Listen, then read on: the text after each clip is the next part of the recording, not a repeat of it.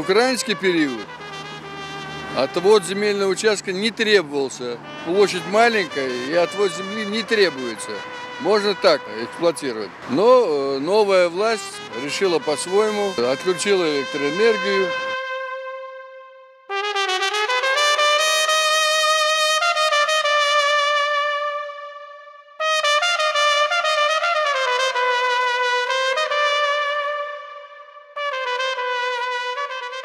Вокруг живет такая публика переселенческая, послевоенная, что они только не делали за эти 12 лет с этим памятником.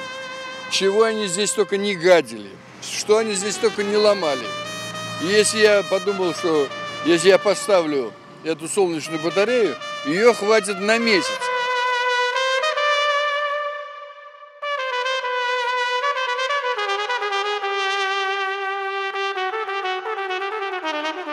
Если народу нужен этот памятник, мы должны это проявить, показать.